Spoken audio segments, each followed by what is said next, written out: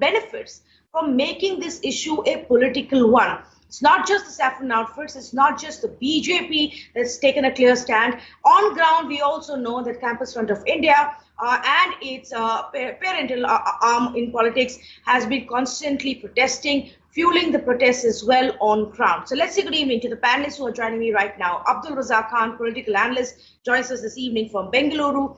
Rajalakshmi Joshi, also a political analyst, joins me this evening. Roja Kandat, a senior journalist, with us to help us understand how this plays out on ground and what are the various factors and dynamics at play. And Fatima Usman, leader for Campus Front of India, also joining me this evening. Fatima, young girls, Rajalakshmi Joshi, would you agree that at the end of the day, we could have found an easier path out had it not become so ugly, politically speaking?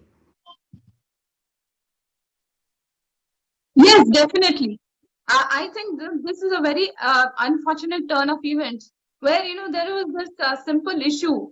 But I would remind you that this has always been a political issue rather than a social one. Because here, this is not a case where, suddenly the school has stopped. I would say school, because this is actually something that is called as a pre-university college, which, in North India, you would call it as a part of a school.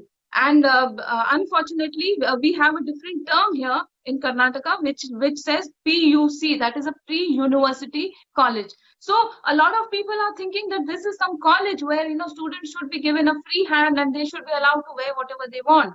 Whereas this is actually a part of or an extension of a school where you definitely have uniforms. And this school also had a uniform. So these students who were always maintaining the uniform, who were following the uniform, this suddenly they, under the influence of some political organizations like the PFI and the CFI, like you rightly pointed out, they have suddenly brought out this issue.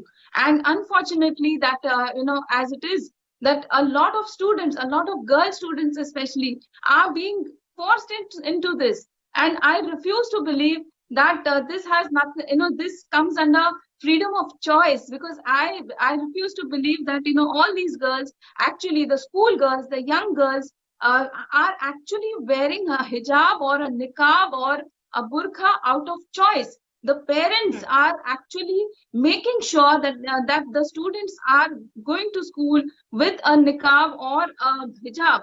They're calling it as a hijab, but all you can see is this tiny slit, of the eyes. So I wouldn't call that as a hijab. I don't think that is how it should be. My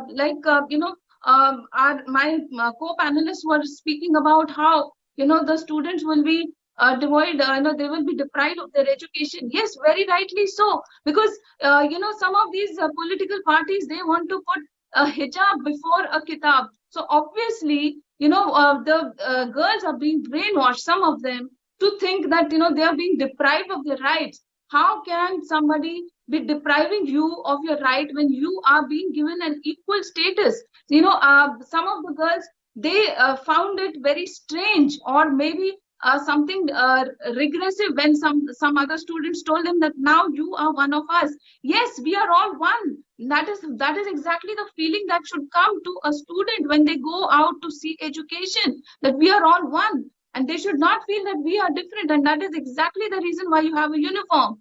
And there are some schools which have different uniforms. And these uniforms are prescribed by the mutual agreement of the parents, the teachers, the students, and the student bodies and everybody. So that is why this decision and this order has actually come overnight. This order actually came overnight. You are saying that up until now people were following the rules. So what the dowry rates in this generation?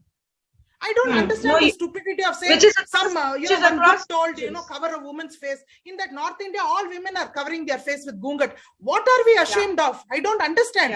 It is so sad. And that is why women don't want to have girl children. That is why they abort the girl child in the stomach. They want to have don't have a choice. Rajalakshmi Joshi, you would also agree. A lot of these women don't have a choice. They have been conditioned. They have been taught. This is how they think. Same thing goes for Ghungat.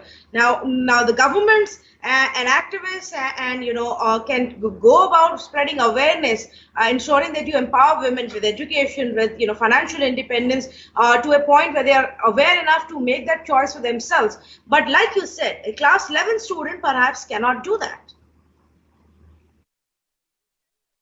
Yes, exactly. That is the reason why I was saying that, if the minute you start saying that a hijab or a burqa or a niqab is allowed in the classroom, what you will find is more and more students, more and more girls will be pressurized by their parents to definitely wear a burqa or a hijab to school.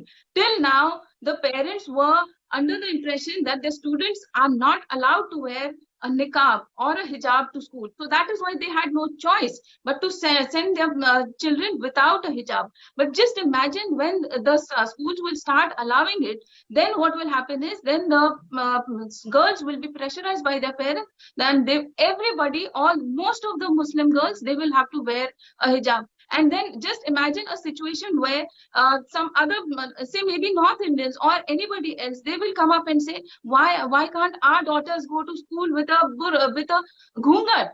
So everybody will start saying that why can't we follow our tradition? However regressive it may be. So why would give this kind of a leeway where the girl will have to be pressurized? So a big thank you to all of the panelists for joining me on this conversation.